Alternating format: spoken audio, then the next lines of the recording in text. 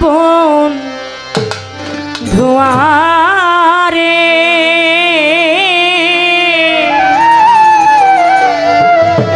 পরাণ যাইবার আগের দেখা দিও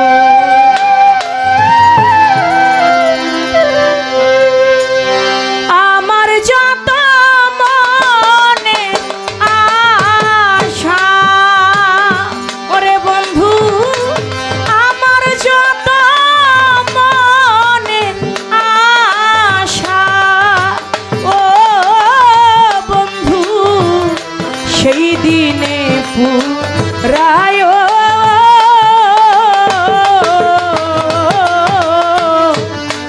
পরাণ যাইবার আগের দেখা দিও পরাণ বন ধোয়ারে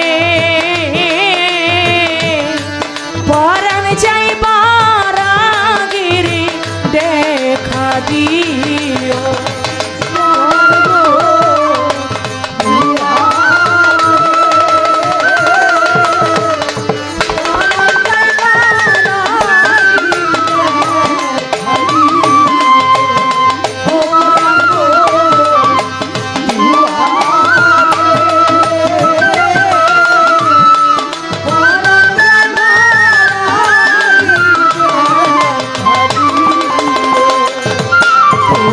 বুকে মাথা রেখে রে গোলাম মোস্তফা শাহ আমি রহিব মায়া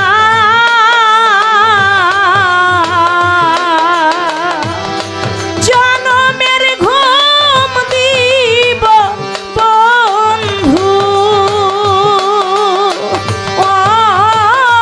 বন্ধু বুকে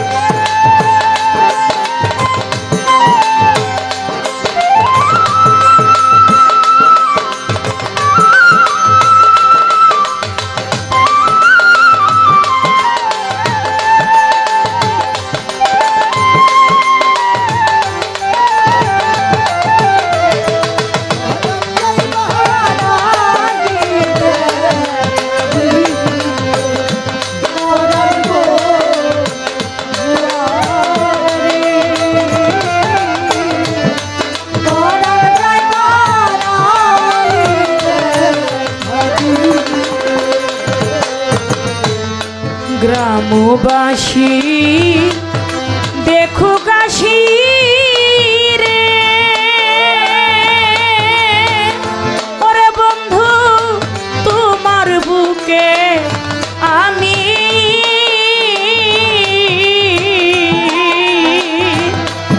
আমার যত কলঙ্ক ও জাহিদ ভাই সবই যাবে নামি।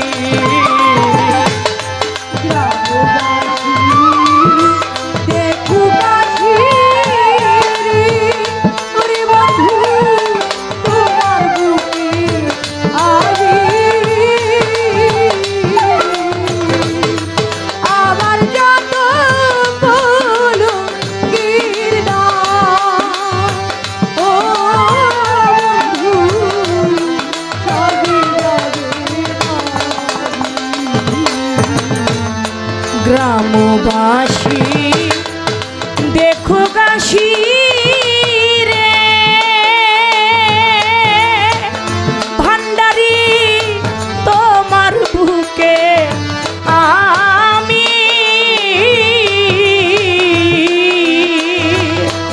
আমার যত কলঙ্ক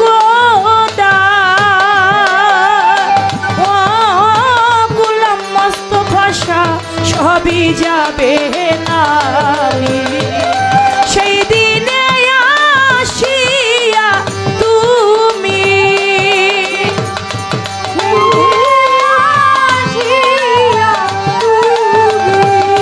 দয়াল, সেই দিনে আসিয়া তুমি ও বন্ধু সঙ্গে করে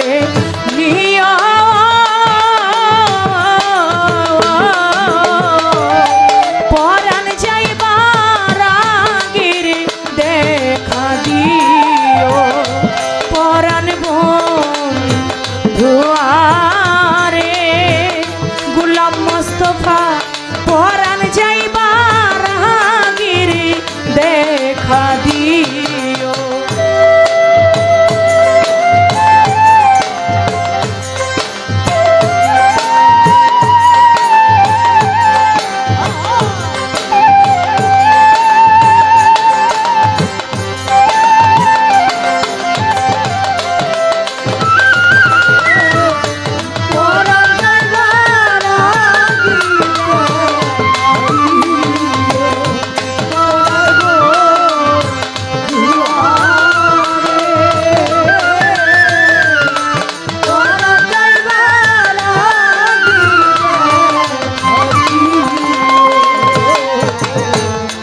পরাণ বন্ধুরে আমার পরাণ যাইবার আগে দেখা দিও।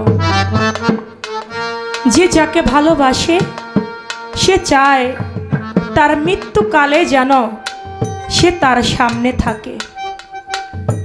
যারা আমার গোলাম মোস্তফা চাঁদের ভক্ত তারা চায় যেন মৃত্যুকালে মুর্শিদের রূপটা যেন সামনে নিয়ে যেতে পারে।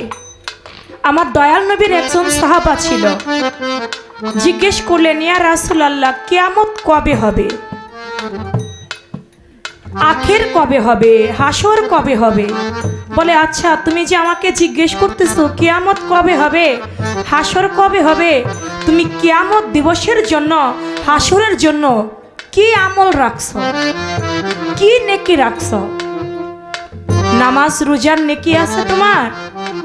তখন সাহাবা বলে, ইয়া রাসূলুল্লাহ, আমার কোনো আমল নাই, আমার কোনো নেকি নাই, আমার নামাজের নেকি নাই, আমার রোজার নেকি নাই, আমার হজ্জের নেকি নাই, কোনো কিছুরই নেকি নাই, কিন্তু আমি আপনাকে বড় ভালোবাসি। কি বলল? বলে, আমি আপনাকে বড়ই ভালোবাসি। আমার দয়াল নবী বলল, সাহাবারে শোনো, যে যাহাকে ভালোবাসে আখেরে সেই তার সাথে যাবে। যে যাকে ভালোবাসে তার সাথে তার হাসর নাসর হবে। যার সাথে যার ভালোবাসা তার সাথেই তার সাক্ষাৎ। তাই বলেছেন, পরাণ বন্ধুরে আমার পরাণ যাইবার আগে দেখা দিও। একটা গীতিকার যখন গান লেখে তার পিছনে অবশ্যই একটা ভাব অর্থ থাকে। আপনারা নাম শুনেছেন ওয়াশকরণী পাগল। ওয়াশকরণী পাগল আমার দয়াল নবীর 4 জন প্রধান সাহাবা ছিল। দয়াল নবীর যে জুব্বা মুবারকটা তারা কিন্তু কেউ পায় নাই। কে পেয়েছে?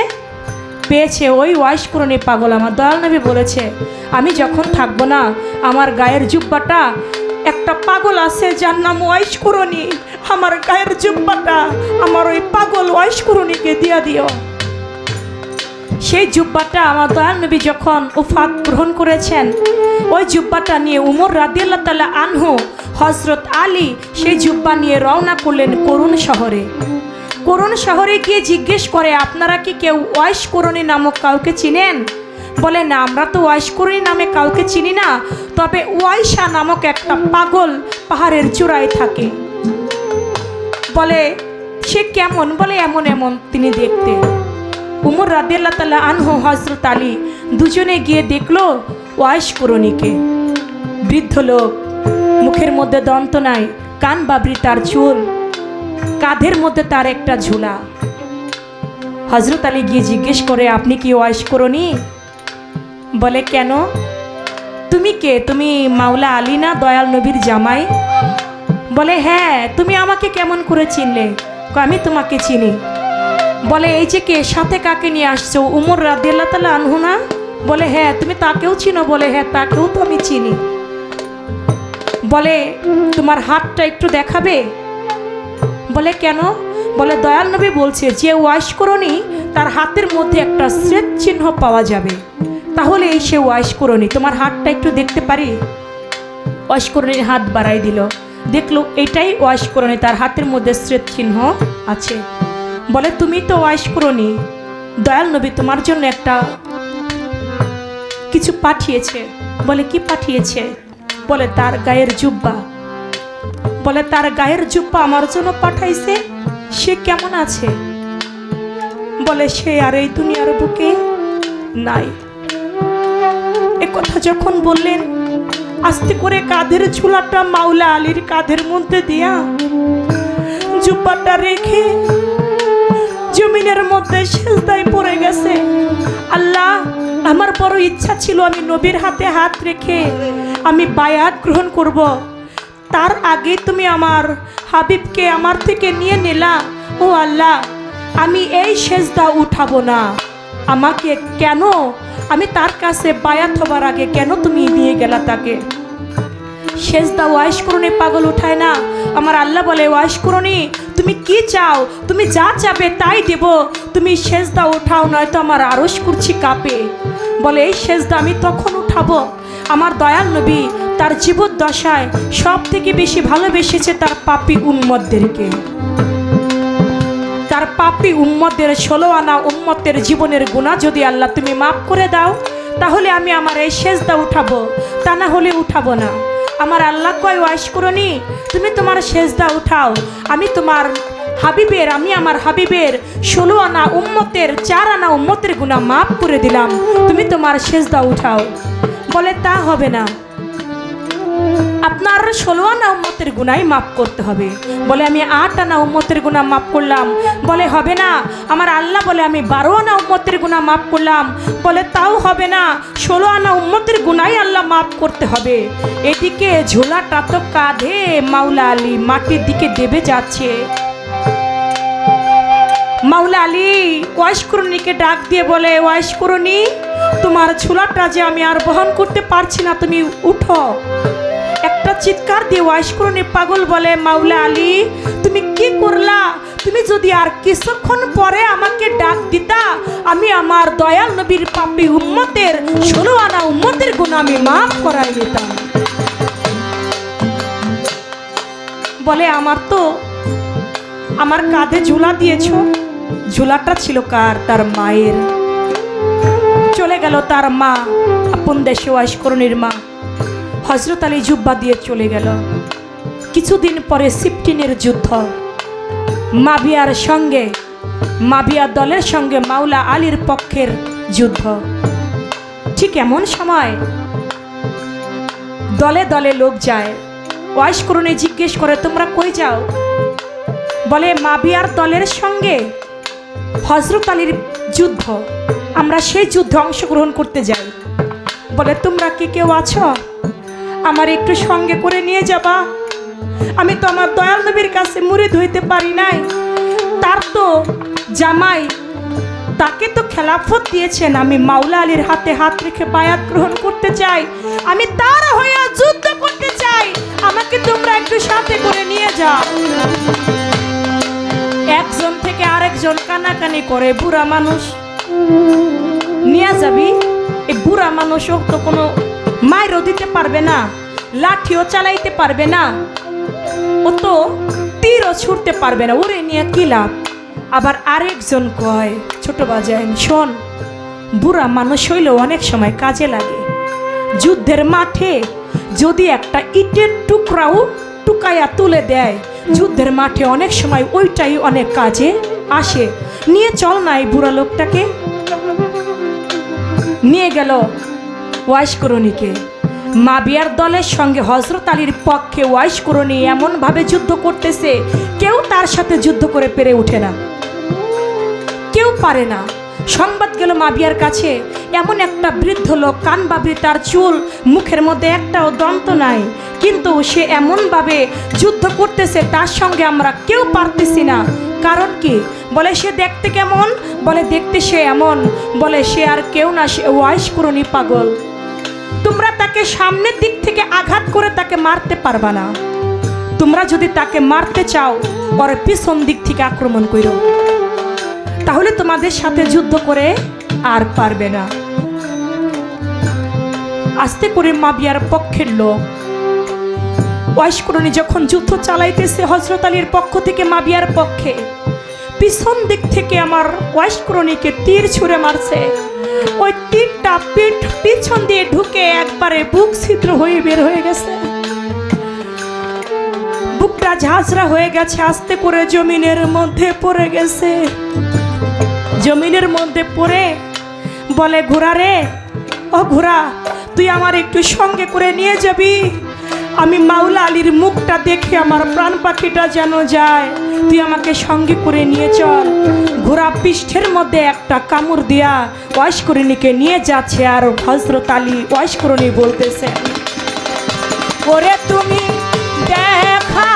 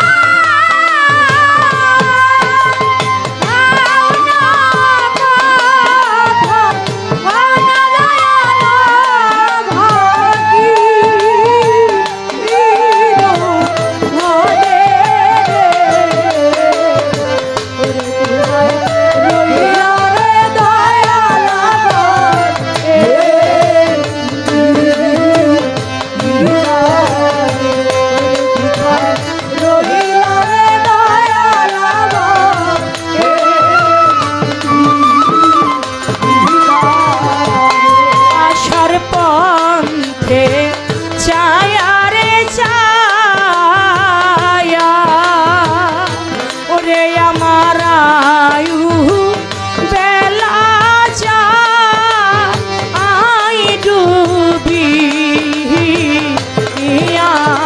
রে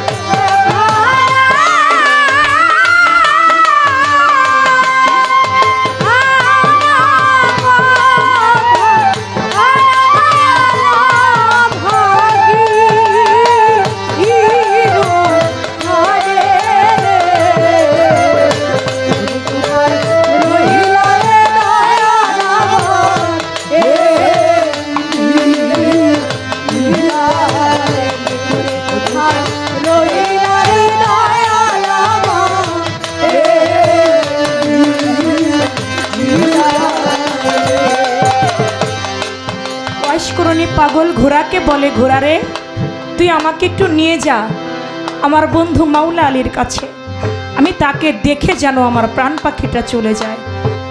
মাওলা আলীর কাছে ঘোড়া নিয়ে গেল। মাওলা আলীকে দেখে ওয়াশকরণীকে মাওলা আলী তার পায়ের উরুর মধ্যে মাথাটা রাখলেন। এদিকে মাওলা আলীর হাতটা ধরে বায়াত গ্রহণ করে হযরত আলীর রূপটা দেখে দেখে তার প্রাণ পাখিটা চিরবিদায় নিয়ে চলে গেল। তাই কবি গানের মধ্যে বলেছে, পরাণ বন্ধুরে আমার পরাণ যাইবার আগে দেখা দিও। এজন্য বলেছে গানের মধ্যে, সেদিনের আর শেষের দিন রে ওরে বন্ধু নাই আর বেশি বাকি,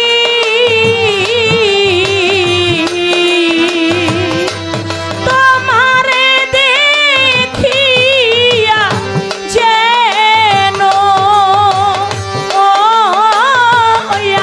আমার যাই পরাণ পাখি।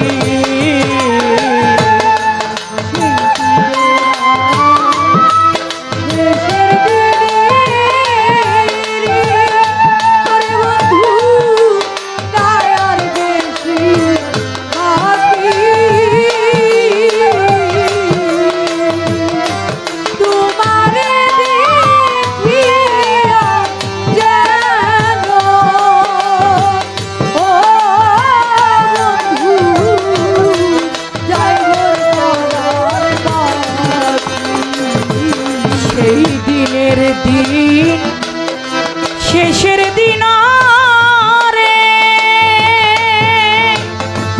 ও আমার বৈরা বরি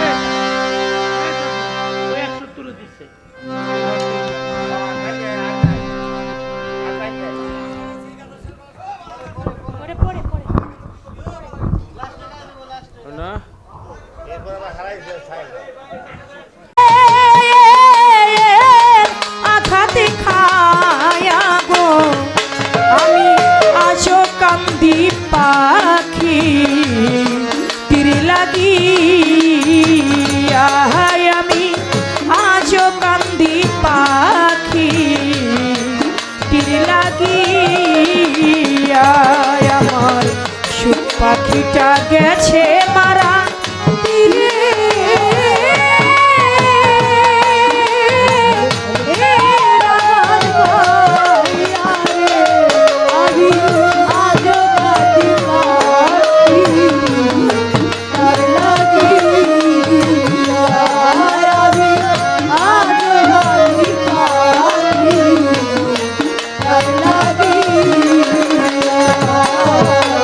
কলঙ্কিনী হইলাম সোনা বন্ধু লাগিয়া, কলঙ্কিনী হইলাম সোনা বন্ধু লাগিয়া, কলঙ্কিনী হইলাম সোনা বন্ধু লাগিয়া। আমি তো ভুয়ো তার মন পাইলাম না জাতি,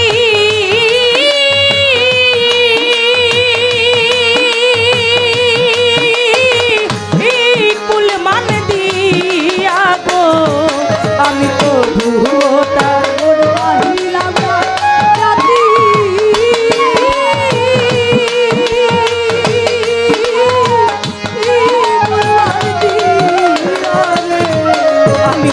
ভুয়ো তার মন পাইলাম না জাতি,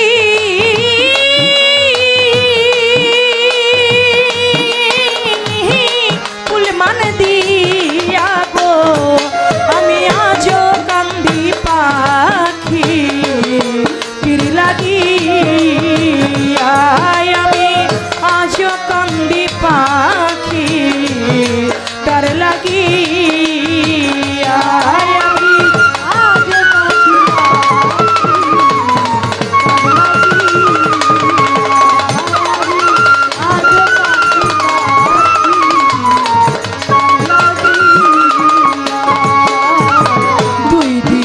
প্রীতি হইলে দেখতাম চাপা দিয়া, 2 দিনের প্রীতি হইলে চাপা দিয়া, 2 দিনের প্রীতি হইলে থাকতাম বুকে চাপা দিয়া। আমার এত দিনের ভালোবাসা কেমনে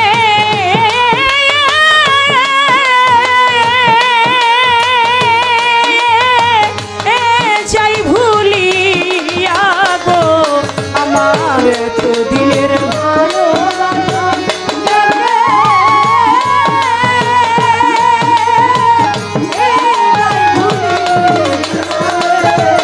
আমার এত দিনের ভালোবাসায় আমি কেমনে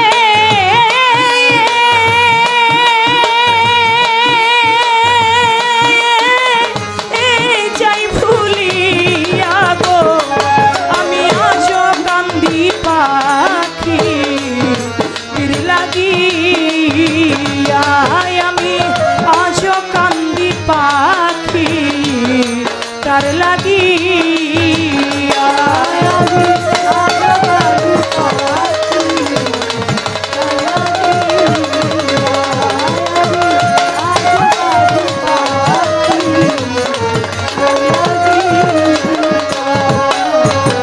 পরদেশিয়া বন্ধুরে হইলে জানতাম চিঠি দিয়া, পরদেশিয়া বন্ধু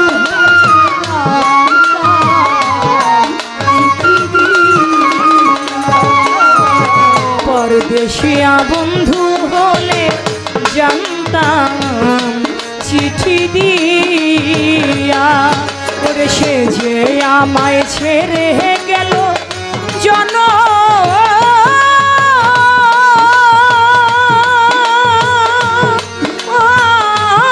মের লাগিয়া গো।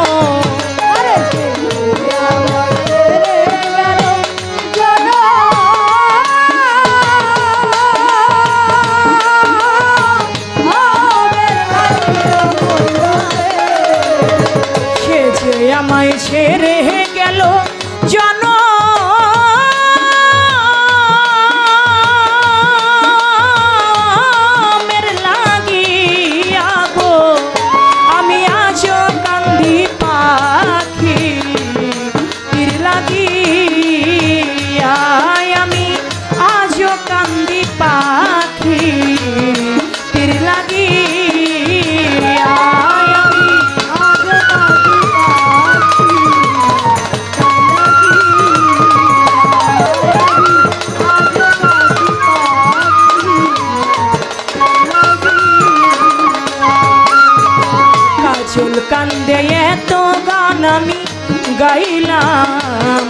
যার লাগিয়া দেওয়ান কাজল কান্দে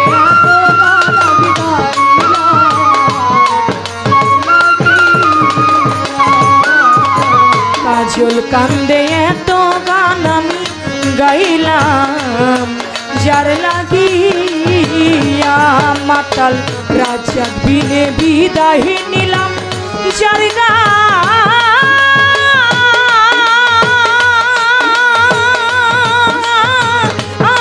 তালে দিয়া গো